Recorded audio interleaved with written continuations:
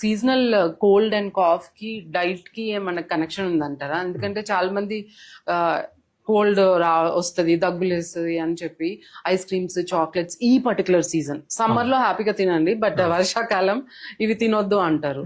So దానికి దీనికి ఏమన్నా లింక్ ఉంటుందా? కోల్డ్ వాటర్ తాగొద్దు, సో ఇలాంటి వాటికి కోల్డ్ కి లింక్ ఉందంటారా? ఎవరికైతే ఆల్రెడీ ఎగ్జిస్టింగ్ ఎలర్జీస్ ఉంటాయో, ఆర్ ఎలర్జిక్ రైనైటిస్ అంటాం, or sinusitis, or allergic asthma, వీటన్నిటిని ఏంటి ఎలర్జిక్ డిసీజ్ అంటాం. ఈ ఎలర్జీస్ ఉన్న వాళ్ళు కంపల్సరిగా సీజన్ చేంజ్ అయినప్పుడు ఈ కోల్డ్ క్లైమేట్ గానీ, కోల్డ్ వాటర్ గానీ, చాక్లెట్స్ కానీ, ఐస్ క్రీమ్స్ కానీ, anything that stimulates the throat and the nose avoid చేయాలి. ఎందుకని they have already tendency to develop the symptoms. వాళ్ళకి ఆల్రెడీ టెండెన్సీ ఉంది, అది బాడీలో ఉంది, బయట నుంచి వచ్చింది కాదు. సో ఇది ఒక set of patients, first set of patients మీరు అడిగిందని. ఇలాంటి వాళ్ళు కంపల్సరీగా అవాయిడ్ చేయాలి.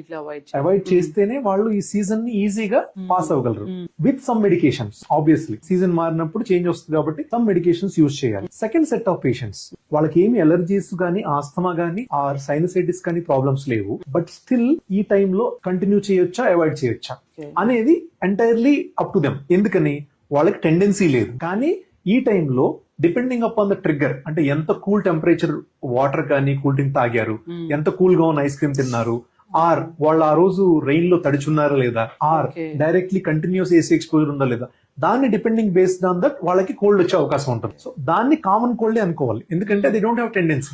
సో ఆ డిఫరెన్షియేషన్ మనకు అర్థం కానప్పుడు you have to consult pulmonologist physician. They will help you differentiate that. Okay, because నేను ఎందుకు ఈ క్వశ్చన్ అడిగాను అంటే, లైక్ వెన్ మా ఫ్యామిలీలో మేము మా పిల్లలు చిన్నగా ఉన్నప్పుడు we use to give ice creams, అవన్నీ జంక్ ఫుడ్ ఇచ్చేవాళ్ళం. ఎప్పుడైతే ఇవన్నీ కొంచెం హెల్దీ జర్నీ వైపు స్టార్ట్ చేసామో అప్పుడు they use to get seasonally every season కి రావాల్సిన జబ్బులన్నీ వచ్చేసేవి, అంటే కోల్డ్, కాఫ్, ఫీవర్ ఇట్లాంటివి. బట్ ఈ హెల్దీ జర్నీ స్టార్ట్ చేసినప్పుడు ఎప్పుడైతే ఈ ఐస్ క్రీమ్స్, కూల్ డ్రింక్స్ ఇవన్నీ స్టాప్ చేశానో, like luckily touch wood they don't, అంటే వాళ్ళకి సీజనల్ కోల్డ్ కానీ, కాఫ్ కానీ ఏవి రావు.